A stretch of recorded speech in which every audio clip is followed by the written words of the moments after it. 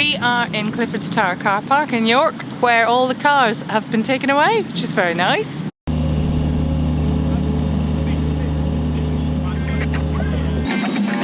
Not the best car park in the world at the moment, so anything they do with it would be an improvement. A big moment this. It's a step towards having a car-free castle area. When I first became a councillor nearly 20 years ago, we were campaigning for this to be car-free space. It's really interesting to see it empty from cars, and it's a big success.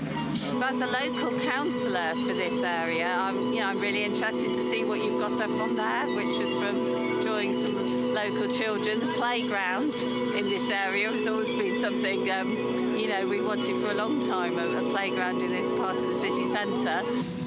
Well, it's a good thing that it might be retained as a public space, because I mean the sort of number one likelihood of a place like this is it'd immediately be turned into a bunch more hotels like everywhere else in the centre of York. Yeah, most of it is giving it back to the people.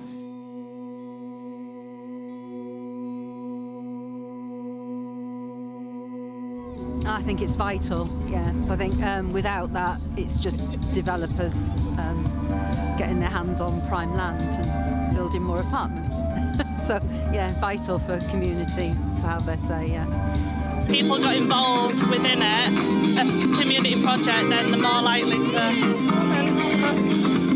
want to, be part of it. And involve the citizens much more in the process of shifting things in a much more direct way. They would say democratic way, but it is a democratic way if it happens through the council. But if you have all these bureaucratic barriers, it can sometimes make it more difficult.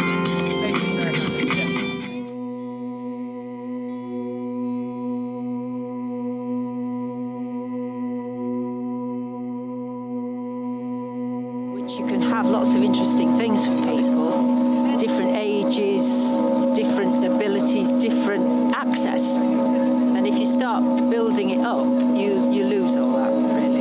It'd be good for the space be used more for the community, especially with a reference to protest and thinking about maybe something eco, especially with working with the environment and having community space that's eco-friendly. Well, my name is Paula Sakai, and I am a researcher. And one of the things that I think it would be great to do with this space, car park, is to build some green infrastructure. So of course, we really need to get rid of the pavement. So in York, we suffer of flooding, and having these porous surfaces, it's really, really good. And having green spaces where people can just join, children can come, I think it will be really, really good. Originally, I think this is part of floodplain, or it used to be. Well, we were just at the Mansion House a moment, I think like some hours ago, when we were looking at how this looked in the 15th century, and there was a lot of water around it, and I think it's a floodplain. So if it gets flooded, I think it would be good to have some green infrastructure.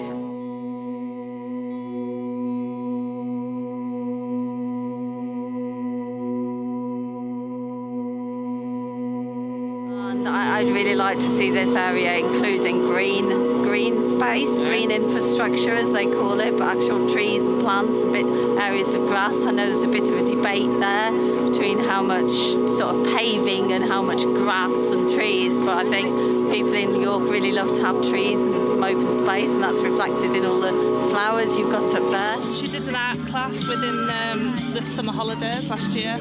Evelyn's contributed some of the artwork to the projections tonight. I definitely think that it could be made into something a bit more residential friendly, because at the moment the car park, you can't really use it as a car park because it's too tight. I think it would be nicer as environmentally friendly purpose. Because you've got the park and ride and everything to get people into town. I think this space would be used better rather than a car park. And the car park spaces are tiny anyway, so most cars are bigger than these car park spaces these days anyway. Personally, I would love to see it becoming a community park, but a park that would have also a hub beneath that people could gather and speak and exchange, and have probably a space where people could gather and exchange also political views and socio-political issues. you could just have lots of events, you know, the projection alone is really impressive. So just concerts and things like that would be really nice. So interesting to see this bit with all the banners and the protests. I was trying to see if maybe we were on there somewhere.